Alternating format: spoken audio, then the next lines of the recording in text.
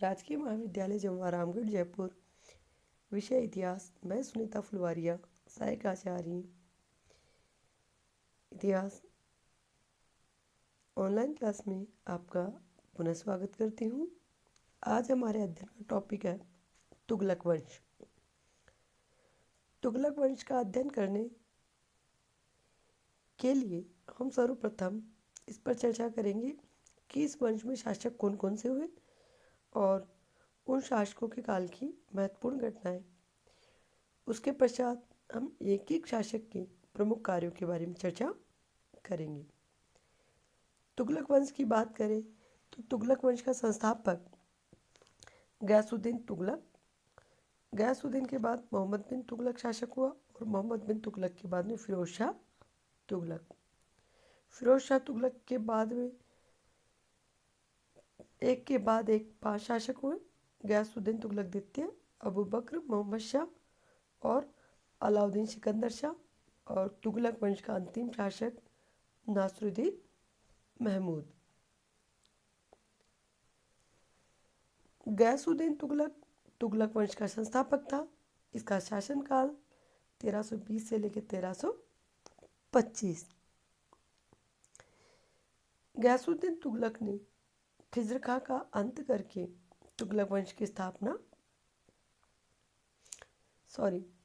गयासुद्दीन तुगलक ने खुसरो शाह का अंत करके तुगलक वंश की स्थापना की थी। खुसरो शाह का शासन अल्पकालीन शासन था। मुबारक शाह खलजी के पश्चात। उसके पश्चात मोहम्मद बिन तुगलक हुआ। मोहम्मद बिन तुगलक का शासनकाल 1325 से लेकर 1351 ईस्वी के बीच था। मोहम्मद बिन तुगलक की बात करें तो इसके काल की जो महत्वपूर्ण घटनाएं थी, मोरक्को से आया इब्न बतूता इसके शासनकाल में आया था, जिसने रहला नामक रचना की थी। इस मोहम्मद बिन तुगलक को उसकी योजनाओं के लिए जाना जाता है। उसकी योजनाएं बहुत अच्छी योजनाएं थी, परंतु क्रियान्वयन के सफल नहीं होने के कारण एक के बाद सारी योजनाएं विफल हो गई। उसके बाद में हम पढ़ते हैं फिरोज शाह तुगलक। फिरोज शाह तुगलक का शासनकाल उसके द्वारा किए गए उदार कार्यों के कारण जाना जाता है। नासरुद्दीन महमूद के शासनकाल की जो महत्वपूर्ण घटना है, उसके काल की महत्वपूर्ण घटना है भारत पर मंगोल सेनानायक तैमूर का आक्रमण, जो 1398 में हुआ था, जिसने चरमराते हुए तुगलक वंश का अंत किया और जिसके कारण दिल्ली सल्तनत कमजोर हुई और आगे जाके सल्तनत का अंत हुआ। अब हम गयासुद्दीन तुगलक के महत्वपूर्ण कार्यों के बारे में चर्चा करेंगे। विद्यार्थियों, गयासुद्दीन तुगलक की बात करें तो इसका मूल नाम गाजी मलिक था। खुसरो शाह को अपदस्थ करके अथवा गद्दी से हटा करके गयासुद्दीन तुगलक गाजी के नाम से दिल्ली का सुल्तान बना। सुल्तान बनने से पूर्व वह दीपालपुर का सूबेदार था। इसके पिता का नाम कुतलुक और कुतलुक ही बिगड़कर बाद में तुगलक बना। कुतलुक बलबन का गुलाम था। गाजी मलिक की माता लाहौर की जाट महिला थी। इब्न बतूता के अनुसार वह तुर्कों की एक जनजाति करोना से संबंधित थे। गाजी मलिक ने अपने आरंभिक जीवन की शुरुआत सुल्तान जलालुद्दीन के काल में की थी। जलालुद्दीन के समय वह अंगरक्षक था और रणथंभौर विजय के पश्चात वह घोड़ों का मुखिया बना, बाद में मुल्तान और दीपालपुर का गवर्नर। इब्न बतूता के अनुसार उसने 29 बार मंगोल आक्रमणकारियों का मुकाबला कर परास्त किया था, इसलिए वह गाजी मलिक के रूप में प्रसिद्ध हुआ। अपने 5 पुत्रों में से सबसे बड़े पुत्र फखरुद्दीन मोहम्मद जूना खां को उलगू खां की उपाधि प्रदान कर अपना उत्तराधिकारी नियुक्त किया। गयासुद्दीन तुगलक ने दीवान विजारत पद पर अपने दामाद मलिक सादी खां को नियुक्त किया। अब हम पढ़ते हैं उसकी चुनौतियाँ क्या क्या थी। पूर्व सुल्तान मुबारक खलजी और खुसरो के समय सुल्तान पद की प्रतिष्ठा और गरिमा को गहरा धक्का लगा था। शासन व्यवस्था लगभग नष्ट हो चुकी थी। प्रांतों में लगातार विद्रोह हो रहे थे। ऐसे में जबकि सिंहासन पर उसका कोई पैतृक दावा भी नहीं था। आपको ज्ञात हो गया होगा बच्चों कि ये खिलजी वंश से संबंधित नहीं था। सुल्तान बनते ही गयासुद्दीन ने अपने को अनेक चुनौतियों का सामना करते हुए पाया। बंगाल प्रांत बलबन की मृत्यु के समय ही स्वतंत्र हो गया था। पश्चिम में सिंध पर भी नाम मात्र का शासन बचा था। गुजरात, राजपूताना तथा दक्षिण भारतीय राज्यों में अशांत और उपद्रव का वातावरण था। खुसरो शाह ने राजनीतिक स्वार्थ हेतु समर्थकों के बीच पैसा पानी की तरह बहाया था। प्रशासनिक शिथिलता के कारण भू राजस्व सुगमता से प्राप्त नहीं हो पा रहा था। ऐसे समय राजकोष लगभग खाली हो गया था। वस्तुतः इस समय शासन के प्रत्येक क्षेत्र में चुनौतियों का अंबार था। गयासुद्दीन के समय प्रमुख चुनौतियाँ जो थी, प्रांतों का स्वतंत्र हो जाना जैसे बंगाल, सिंध, राजपूताना, प्रांतों में विद्रोह होना जैसे दक्षिण, गुजरात आदि, प्रशासनिक शिथिलता, खुसरो शाह के समय और उससे पूर्व मुबारक शाह के समय प्रशासन में शिथिलता आ गई थी। राजकोष रिक्त था। ये उसकी महत्वपूर्ण कठिनाइयाँ थी। अब इन कठिनाइयों को दूर करने के लिए गयासुद्दीन तुगलक ने क्या क्या किया, अब हम उस पर चर्चा करते हैं। गयासुद्दीन तुगलक ने सिंहासन पर बैठते ही अलाउद्दीन खिलजी की कठोर आर्थिक नीति और उसके उत्तराधिकारियों की अत्यधिक उदार नीति के बीच मध्यम मार्ग नीति अपनाई, जिसे बर्नी ने रस्म मियान का नाम दिया, अर्थात मध्यम नीति, कठोर उदार नीति के बीच की नीति। विद्यार्थियों, यह रस्म मियानी उसमें पूछा जा सकता है कंपटीशन एग्जाम में, इसलिए आपको ध्यान होना चाहिए। यह संयम, नरमी व शक्ति के बीच की नीति थी। वस्तुतः गयासुद्दीन तुगलक की राजस्व नीति के 2 मुख्य उद्देश्य थे: किसानों की स्थिति में सुधार करना तथा कृषि योग्य भूमि का विस्तार करना। अपने राजस्व अधिकारियों को सुल्तान का यह आदेश था कि किसानों के साथ वह इस तरह का व्यवहार किया जाए कि वे इतने धनी भी न हो जाएं कि विद्रोह करने लगे और इतने गरीब भी न हो जाएं कि खेती करना छोड़ दें। लेकिन संकट की इस स्थिति में उनके राजस्व में अवश्य छूट दी जाए। इस प्रकार गयासुद्दीन तुगलक ने किसानों के बारे में सोचा कि ना तो उनको अमीर बनने दिया जाए, ना उनको बहुत गरीब बनने दिया जाए, और ये दोनों नीति नहीं अपनाई जाए, परंतु एक नीति जरूर अपनाई जाए, वह यह है कि उसके राजस्व में छूट दे दी जाए। अलाउद्दीन खिलजी के समय 1/2 भाग मुबारक शाह खिलजी के द्वारा 1/5 भाग के विपरीत गयासुद्दीन तुगलक ने उपज का 1/3 भाग राजस्व के रूप में वसूलने का आदेश दिया। साथ भी ये आदेश दिया कि वर्ष में किसी भी इक्ता के राजस्व में 1/10 या 1/11 की दर से अधिक वृद्धि नहीं की जाए। यह 2 प्रकार की छूट उसने किसानों को दी।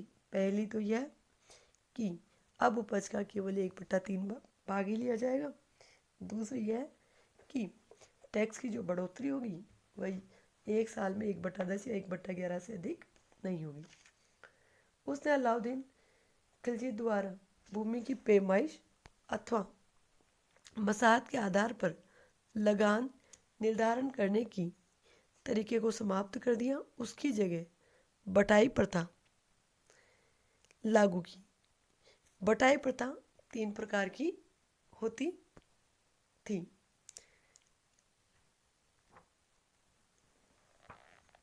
खेत बटाई, खड़ी फसल का बंटवारा, लंक बटाई, कटी हुई फसल का बंटवारा, और रास बटाई, तैयार फसल का बंटवारा। खुद मुकद्दम चौधरियों को पुराने विशेषाधिकार जो सुल्तान अलाउद्दीन खिलजी ने उनसे छीन लिए थे पुनः वापस लौटा दिए गए। अमीरों तथा इक्तादारों के द्वारा लगान वसूली की ठेकेदारी प्रथा पर लगाई गई साथ ही उनके द्वारा लगान वसूली में प्राप्त आमदनी का लेखा जोखा रखने की व्यवस्था भी की गई। अपने खर्च निकाल कर अतिरिक्त लगान को इक्तेदारों के द्वारा केंद्रीय कोष में जमा करने का कठोर आदेश दिया गया। गयासुद्दीन ने राज्य द्वारा अनुपजाऊ भूमि को कृषि योग्य बनाने, कृषि उपज में वृद्धि करने हेतु सिंचाई की व्यवस्था करने का भरसक प्रयास किया। सिंचाई हेतु नहरों का निर्माण करने वाला वह सल्तनत का प्रथम सुल्तान था। अलाउद्दीन खिलजी के द्वारा प्रवर्तित घोड़ों को दागने तथा सैनिकों का हुलिया रखने की प्रथा को कठोरता से लागू किया। सेना में अनुशासन बनाए रखने, भ्रष्टाचार समाप्त करने तथा उसके प्रशिक्षण की व्यापक व्यवस्था करना गयासुद्दीन की सैन्य नीति का प्रमुख अंग था, जिसके परिणाम स्वरूप लगभग 2 वर्ष के भीतर ही सेना इतनी सुसंगठित और सुदृढ़ हो गई कि सुल्तान ने दक्षिण बंगाल में सैन्य अभियानों की योजना बना ली। डाक शीघ्रता से पहुंचाने हेतु सुल्तान ने प्रत्येक 3/4 मील के फासले पर संदेशवाहक तथा घुड़सवार नियुक्त किए। गयासुद्दीन तुगलक ने अलाउद्दीन द्वारा लागू डाक व्यवस्था को पुनर्जीवित किया। यातायात व सामरिक स्थिति को ध्यान में रखकर गयासुद्दीन ने सड़कों, पुलों, किलों का निर्माण पर ध्यान दिया। गयासुद्दीन तुगलक ने उन सभी लोगों से सरकारी धन को वापस खजाने में जमा करने का आदेश दिया जो पूर्व सुल्तान खुसरो शाह ने खुले हाथ से लोगों को बांटा था। प्रसिद्ध सूफी संत शेख निजामुद्दीन औलिया से मनमुटाव का कारण भी यही था। बंगाल अभियान से लौटते समय औलिया ने गयासुद्दीन के बारे में कहा था, दिल्ली अभी दूर है। अब साम्राज्य के विस्तार के लिए गयासुद्दीन ने क्या क्या किया। वारंगल अभियान। कुतुबुद्दीन मुबारक शाह खिलजी की मृत्यु के बाद दिल्ली सल्तनत में फैली अव्यवस्था का लाभ उठाकर तेलंगाना वारंगल के शासक प्रताप रुद्र देव द्वितीय स्वयं को स्वतंत्र घोषित कर दिया। 1321 ईस्वी में विद्रोही शासक से निपटने हेतु गयासुद्दीन तुगलक ने अपने पुत्र जूना खां को वारंगल की ओर भेजा। दुर्ग का घेरा डालने के बीच में पिता गयासुद्दीन की मृत्यु हो गई। फलत सूचना मिलने के कारण प्रथम अभियान में आशातीत सफलता नहीं मिली। अतः 1323 में द्वितीय अभियान में जूना खां ने अंततः अपने उद्देश्य में सफलता प्राप्त कर ली। वारंगल का प्रताप रुद्र देव को बंदी बनाकर दिल्ली भेजा गया। संपूर्ण तेलंगाना प्रदेश छोटे छोटे अनेक जिलों में विभक्त कर प्रशासन चलाने हेतु अमीरों को नियुक्त किया गया। वारंगल शहर का नाम बदलकर सुल्तानपुर कर दिया गया। कुछ इतिहासकारों के अनुसार इस अभियान के दौरान जूना खान ने पांड्य राज्यों को जीतकर दिल्ली सल्तनत में मिला लिया। इस विजय अभियान से लौटते समय जूना खान ने जाजनगर उड़ीसा के भानुदेव द्वितीय, जिस पर वारंगल नरेश प्रताप रुद्रदेव को सहायता करने का अपराध था, आक्रमण कर न केवल उसे हराया बल्कि भारी धन और हाथी भी प्राप्त किए। राजमुंद्री अभिलेख में उल्गू खां को इन विजयों की सूचना प्राप्त होती है। इस अभिलेख में उल्गू खां को दुनिया का खान कहा गया है। बंगाल अभियान। सुल्तान गयासुद्दीन का अंतिम सैन्य अभियान बंगाल के विरुद्ध था। बलबन की मृत्यु के पश्चात द्वितीय पुत्र बुर्गा खान ने, जो उस समय बंगाल का गवर्नर था, बंगाल में स्वतंत्र राज्य की स्थापना की। इसी बीच दिल्ली के किसी भी सुल्तान ने बंगाल को अपने अधीन करने का प्रयास नहीं किया। 1322 में बुर्गा खां के वंशज शमशुद्दीन फिरोज खां की मृत्यु के बाद 3 पुत्रों शिहाबुद्दीन बुर्गा शाह, नासिरुद्दीन गयासुद्दीन बहादुर में गद्दी की प्राप्ति करने हेतु उत्तराधिकार का संघर्ष छिड़ गया। नासिरुद्दीन व बंगाल के शुभ चिंतक कुछ अन्य अमीरों की प्रार्थना पर सुल्तान गयासुद्दीन ने अपनी राजधानी में आक्रमण कर दिया। मामूली प्रयत्न के बाद बंगाल के तत्कालीन शासक गयासुद्दीन बहादुर ने सुल्तान के समक्ष आत्मसमर्पण कर दिया। विजयोपरांत नासिरुद्दीन को दिल्ली का अधीनस्थ प्रतिनिधि घोषित कर दिया गया। लखनौती का शासक बना दिया। साथ ही पूर्वी बंगाल स्थित सतगांव, सोनारगांव में अपने विश्वस्त अमीर तातार खां को सूबेदार नियुक्त किया। वस्तुतः बंगाल पर गयासुद्दीन की विजय अपने आप में महान विजय थी, क्योंकि अलाउद्दीन खिलजी जैसा महान सेनानायक भी इस क्षेत्र में अपने साम्राज्य का अंग नहीं बना पाया था। बंगाल के वापस लौटते ही जब सुल्तान तिरहुत का शासक हरिसिंह देव को पराजित करके संपूर्ण क्षेत्र को भी दिल्ली की सल्तनत का अंग बना लिया। अफगानपुर की घटना। बंगाल के सफल अभियान की खुशी से सुल्तान का स्वागत करने हेतु राजधानी तुगलकाबाद से 8 किलोमीटर की दूरी पर अफगानपुर नामक स्थान पर पुत्र जूना खां के द्वारा स्वागत समारोह हेतु एक लकड़ी का भवन बनाया गया। दुर्भाग्य से जश्न के दौरान हाथियों के प्रदर्शन के समय उस भवन के गिर जाने के परिणाम स्वरूप 1325 में गयासुद्दीन तुगलक की मृत्यु हो गई। वस्तुतः जिन परिस्थितियों में सुल्तान की मृत्यु हुई, इतिहासकारों के लिए विवाद का विषय था। बर्नी ने भवन की गिराने का कारण बिजली गिरना बताता है। फरिश्ता भी इसी का समर्थन करता है। याह्या बिन अहमद सरीदी के अनुसार भवन दिव्य प्रकोप से गिरा।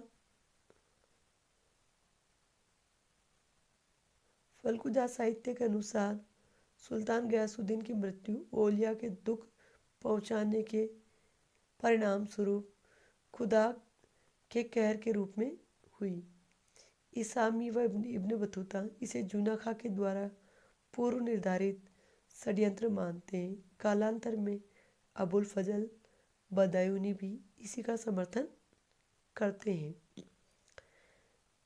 गयासुद्दीन तुगलक ने तुगलकाबाद, दिल्ली व 56 कोट का दुर्ग दिल्ली का निर्माण कराया। तुगलकाबाद उसका राजनीतिक मुख्यालय था। गयासुद्दीन का अंतिम संस्कार तुगलकाबाद में स्वयं के द्वारा निर्मित मकबरे में किया गया। विद्यार्थियों, आगे की वीडियो में हम मोहम्मद बिन तुगलक के बारे में पढ़ेंगे। धन्यवाद।